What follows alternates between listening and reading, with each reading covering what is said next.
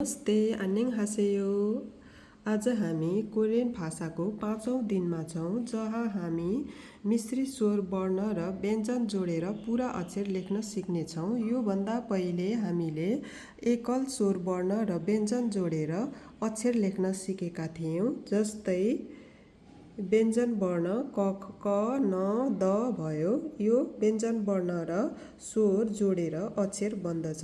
जस्तै क, ए भयो।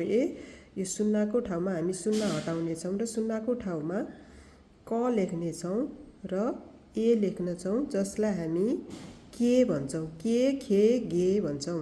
जस्तै ए लेख्छौँ, सुन्नाको ठाउँमा फेरि क लेख्छौँ र फेरि ए लेख्छौँ। यो ए लेख्छौँ र के हुन्छ यो पनि के हुन्छ। फेरि ए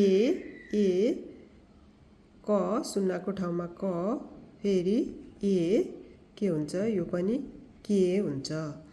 फेरि ए सुन्नाको ठाउँमा क लेख्छौँ र ए लेख्छौँ, यो पनि के हुन्छ। फेरि वेको ठाउँमा यो माथि जब सुन्ना यो माथि आउँछ, यो माथिको ठाउँमा हामीले व्यञ्जन वर्ण राख्नेछौँ, क राख्नेछौँ र कोही हुन्छ।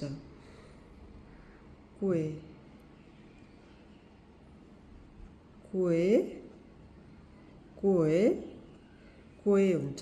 फेरि ए सुन्नाको ठाउँमा क राख्छौँ, क र ए के हुन्छ, कोही नै हुन्छ। फेरि कुई सुन्नाको ठाउँमा क राख्छौँ, कुई हुन्छ। फेरि सुन्नाको ठाउँमा क राख्छौँ,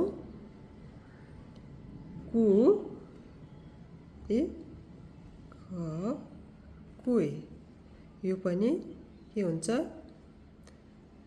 कोही।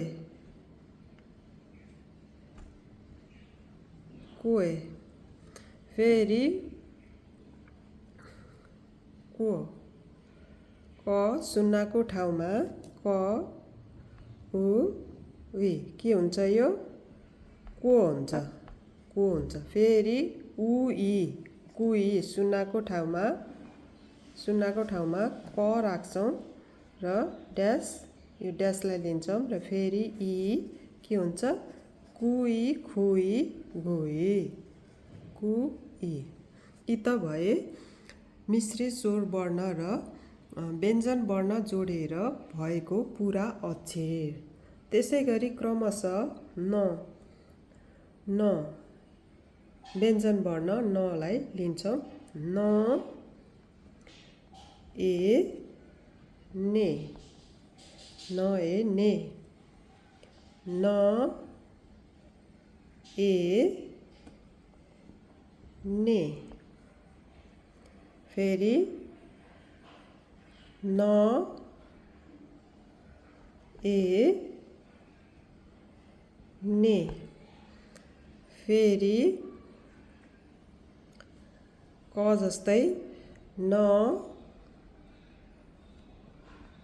ए,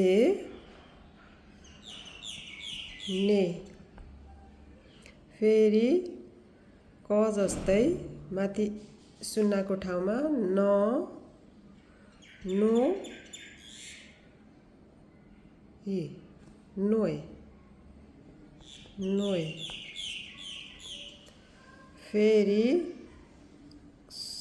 सुन्नाको ठाउँमा माथि न, नो,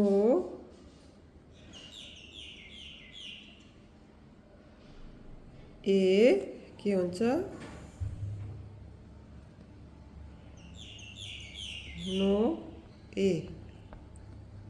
नोए।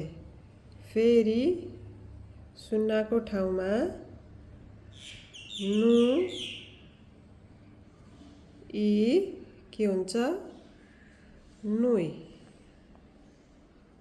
फेरि को ठाउँमा न नो धर्का नो नोए।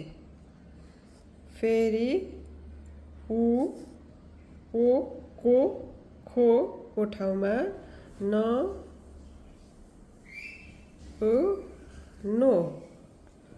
नो।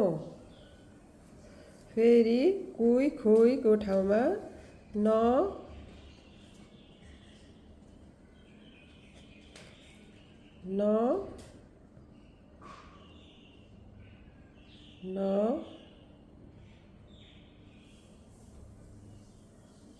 इ